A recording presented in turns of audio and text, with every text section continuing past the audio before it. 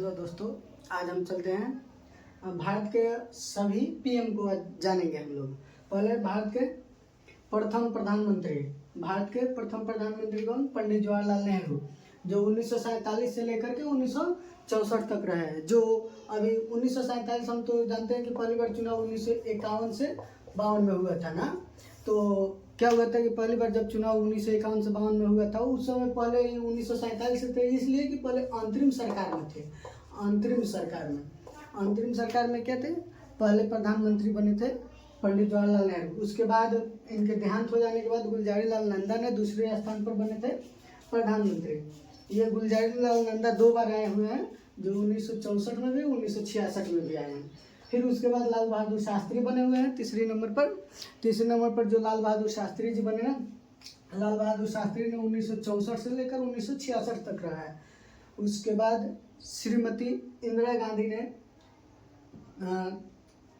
1966 से लेकर के 1977 तक रही है। उसके बाद में 1966 से लेकर 1977 तक रही थी। उसके बाद में उनको आपातकाल के चलते जो 1975 में इमरजेंसी लगा दी थी, इसके वजह से इस जो बीच में जो टाइमिंग 1977 से लेकर 79 तक ले मोरारजी देसाई आ गए थे। आपातकाल लगाने के कारण इन्हें खुद जो ये अपने सीटों से हार गई और प्रधानमंत्री के पद से इन्हें हटना पड़ गया, जिसकी वजह से 2 सालों के लिए बैक हुई। फिर यहाँ पर हुआ था जनता पार्टी की सरकार आ गई थी।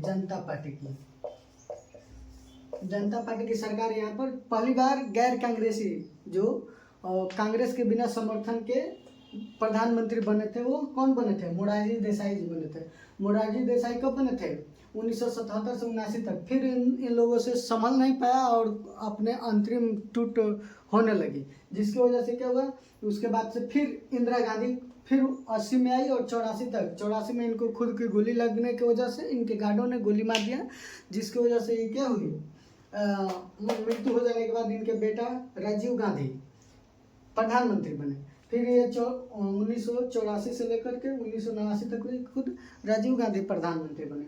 उसके बाद में विश्वनाथ प्रताप सिंह प्रधानमंत्री बने, जो कि भारत के 7वें नंबर के प्रधानमंत्री।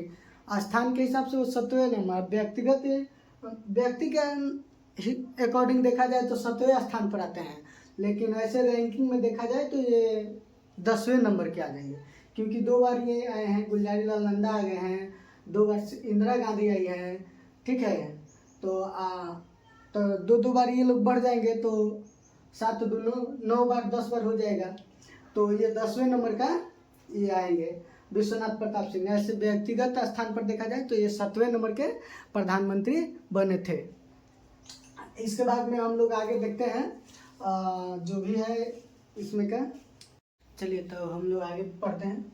चंद्रशेखर जी ने 8वें नंबर के व्यक्तिगत स्थान पे 8वें नंबर के प्रधानमंत्री थे, जो 1990 से 91 तक रहे थे। उसके बाद बने पीवी नरसिम्हा राव जी 1991 से लेकर के 1996 तक प्रधानमंत्री बने। उसके बाद अटल बिहारी वाजपेयी जी ने आए। अटल बिहारी वाजपेयी जी ने पहली बार सरकार जब बनाई तो पहली बार ये 13 दिन के लिए सरकार बनाए थे। पहली बार ये 13 दिनों के लिए सरकार बनाए, उसके बाद 13 महीना के लिए बनाए, फिर 13 मंथ के लिए बनाए, ठीक है। उसके बाद फिर आए, फिर अटल बिहारी वाजपेयी जी ने 1998 से 99 से लेकर के यहाँ से 98 के एंड करते करते 1999 से लेकर के 2004 तक प्रधानमंत्री अटल बिहारी वाजपेयी जी रहे। मतलब अटल बिहारी वाजपेयी जी ने 3 बार प्रधानमंत्री रहे हैं, एक बार 13 दिन, 13 महीना और 5 सालों के लिए। फिर HD देवगौड़ा बने।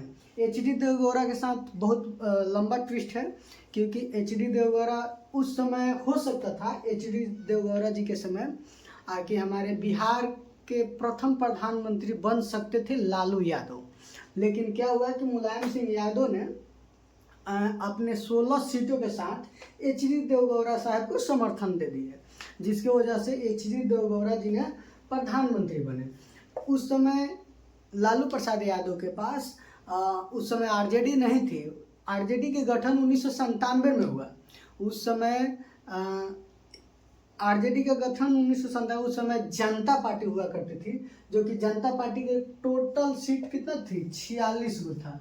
उस समय जनता पार्टी के पास टोटल 46 गो एमपी थे। क्या थे? एमपी।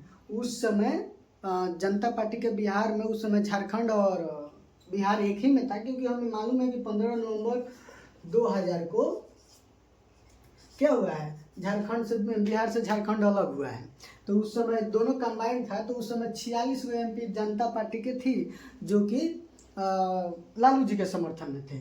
उस समय स्पेशल मतलब अपने दम पर लालू जी ने 22 सीट जीते थे। कितना? 22 सीट, 22 इनका एमपी थे, ठीक है।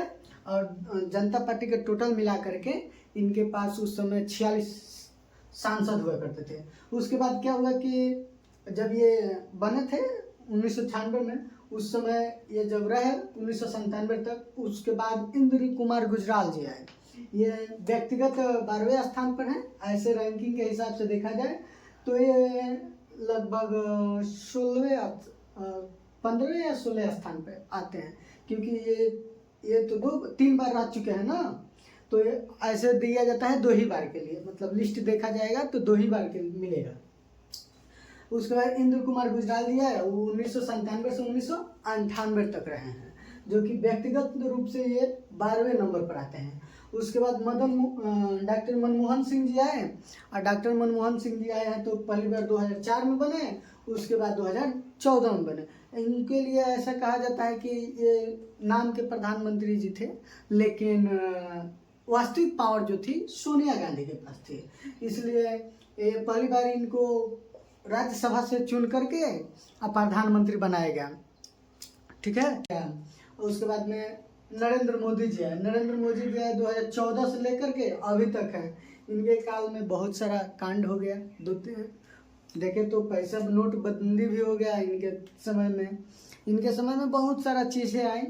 अब देखते हैं ये 2014 से लेकर के अभी तक, मतलब वर्तमान में यही है, जहाँ तक मालूम है 2029 तक ही रहेंगे यही प्रधानमंत्री। बीच में हो सकता है किसके साथ क्या हो जाए, लेकिन अभी तो वर्तमान में यही है।